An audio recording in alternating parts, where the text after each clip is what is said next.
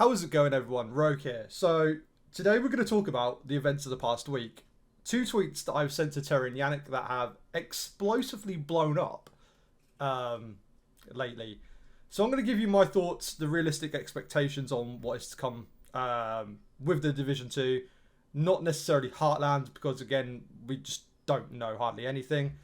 Rough timeframes, I've got an idea on that.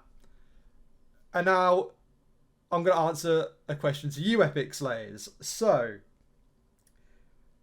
why, when everyone else hounds Terry and Yannick and the Division game on a daily basis, are they not getting replies? Well, probably because I have a rough insight to Ubisoft being in Delta Company, right? So, especially with Massive, I sort of know the situation of how the studio's sort of working in, because Ubisoft Paris were in the same situation with lack of resources working on major content for Ghost Recon Breakpoint, right? So, I can't remember when it was, but it was literally on my birthday. I was talking to Yannick about something, and then he followed me on Twitter.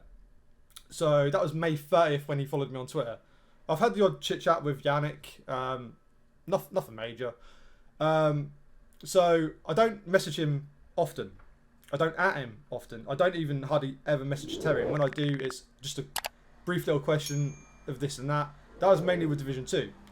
So, I thought I'd take it upon myself as, right, we're now going to enter Q4 of the Ubisoft financial year. Year 3 of the content for Division 2 and Heartland is supposed to be coming out in Q4. So this is between September and December, or September and January time.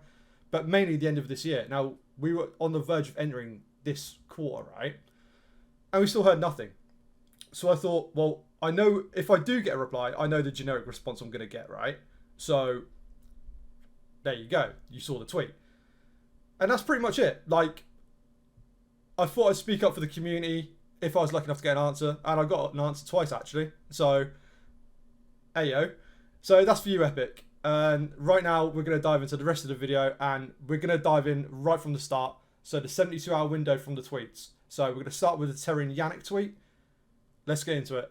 So initially, when I sent the tweet out to Terry and Yannick, we're about a week out of September.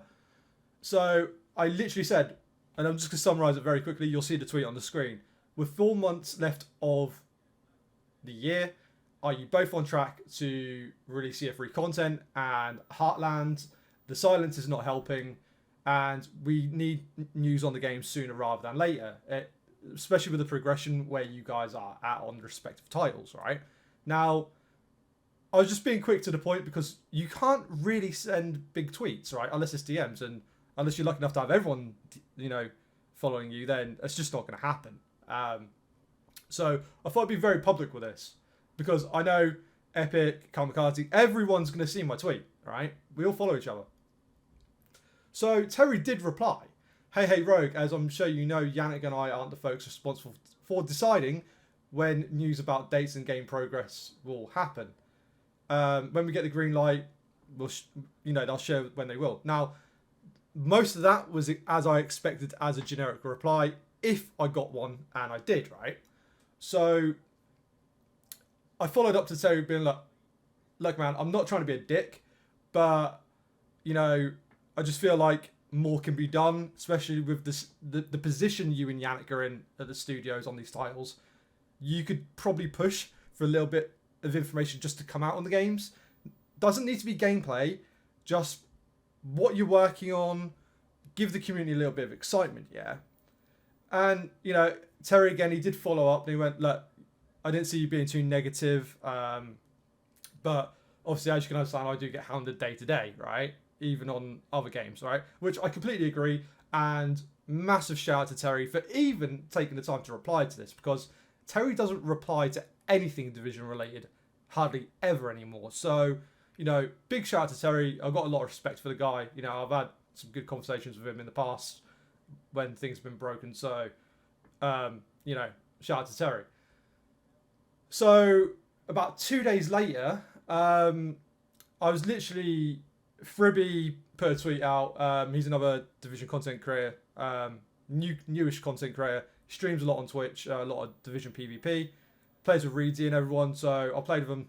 It's a great laugh, great bunch of guys. So, Fribby was saying like how bad the PvP was and same as Reedsy, like how they've uninstalled the game to reinstall the game again. And I was like, look, the meta needs to change come year 3 content. We've had the same meta for God knows how long now. So 2 years, 2.5 years now? Like, I've lost count. The same boring PvP meta, right? So I literally thought, well, do you know what? Fuck it. So Yannick, I know you can't say much, but would there be any changes to the current metas coming to freshen the game up for PvP? I know there's not much you can do, but this would help just a little. And then Yannick followed up with the next major update, there are changes we're making for the entire game that will have a direct impact on PvP. We don't have anything else planned until then, except fixing some annoying bugs, looking at you, Shrapnel Trap. So this is where everyone went major conspiracy theory. This is confirmation on this, that, and everything. Newer map changes, you name it. Content creators went wild like a firestorm. So let's bring it back down to just reality and the interpretation on what Yannick is saying, right? So any balance changes that they do to gear, weapons, underperforming talents, overperforming talents to bring them all in line with each other, that will have a direct impact on PvP. Whatever changes they make to skills in PvE will affect PvP, right? So it reminds me of Division 1 initially, where Redstorm came off that game, and Massive again, but alongside Leamington, were overall rebalancing the game, right? And a lot of the times it didn't work out for the best, and sometimes it did. But what it really took was patch 1.8 back then, where Leamington and Redstorm came back from being on the Division 2, while Massive was still on the Division 2. Both those studios came together and they made extra content for the first game. But what they also did was Leamington rebalanced a lot of stuff in the Division 1, right? That, again, made some balancing changes to the PvP. Like, if you remember, Sports Station, Terry stopped that from being burst heals. So there was a delay to it for how long it was on the ground for PvP before it would heal you with an overheal slightly. So all we can hope is whatever balance changes are coming to, one, bring PvE in line better with underperforming gear and weapons, talents, etc., and the gear sets, and then obviously then it's applied to the PvP. Obviously there'll be some sort of modifiers likely again on certain pieces of gear, so it just depends on how they balance it across the board accordingly, and that's really what Yannick is referring to. There is wide array. Now there's two things to take away from that. Now it's the fact that he's mentioned in the next major content there is a lot of changes coming, and also we know there's a new progression system coming. I mean, I saw Yannick mention that in a tweet a few months back. So however this new progression system and next major update works remains to be seen. But what I do hope is both Redstorm and Massive are on track for Q4, because now we're in Q4 and this is my second time making this video over the last 3 days. So as I was saying, because we're in Q4 now, there is literally 3 to 4 months for them to get builds finalized, if anything's even coming out right now. Now, if anything was to get delayed until January next year or something like that, I could see it being Heartland. But the problem is Division 2, it's make or break. The content needs to be functional. It needs to have 0 bugs at all. It needs to work from the get-go when it comes out this year. And make the community happy. Alright? So, all being well, that's on track. Because also, we had Gamescom, we had E3, nothing was mentioned on anything. We've got news on X Fine, but that's its own thing. Not many people care about that, to be quite honest. It's mainly Heartland Division 2. And I'm going to throw Breakpoint in there because obviously all of you who are subscribed to my channel for Division 2 and Ghost Recon, you will know that obviously I'm in Dell Company. So I know at some point around the corner, we've got Operation Motherland coming, which is the last final big major content drop for Ghost Recon, right? Which again is in Q4 of this financial year. So what Ubisoft should be doing is putting a little showcase together with the devs talking, etc. And that should show some Heartland gameplay, should show some Division 2 Year 3 content, and of course Operation Motherland for Breakpoint. That's 3 fantasy titles with things coming this financial quarter, right? So that's what needs to happen. Now, I've said this to Rogue Gold, I said it to Epic Slayers, that I do feel like there could be a Ubi Forward within the next few weeks, next month or two. That would help, or needs to happen. So I know Rogue Gold has mentioned it so far, but that's what I think. And what do you guys think?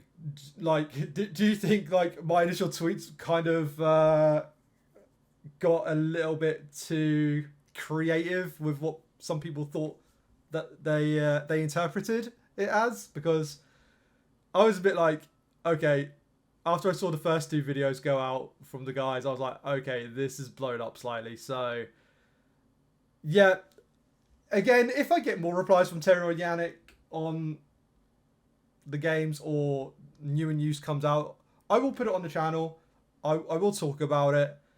If I get any more tweet replies from them about the content, again, I'll put it into a video form and I will discuss it with you. But what do you guys think? Like, let me know in the comments down below. Do you think it got sort of blown up out of proportion a little bit? Or do you agree with me a little bit that, you know, keep it realistic?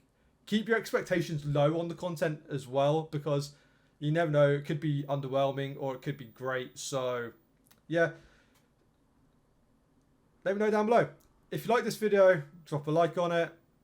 Always helps the channel. And subscribe. So I will see you in a future Division 2 video soon. Of course, I still have a Ghost Recon video to come out to be made from the Tomb Raider event on what I thought about it. So that'll be for you Ghost Recon guys. So yeah, subscribe to the channel and I'll see you later. Rogue out. Peace.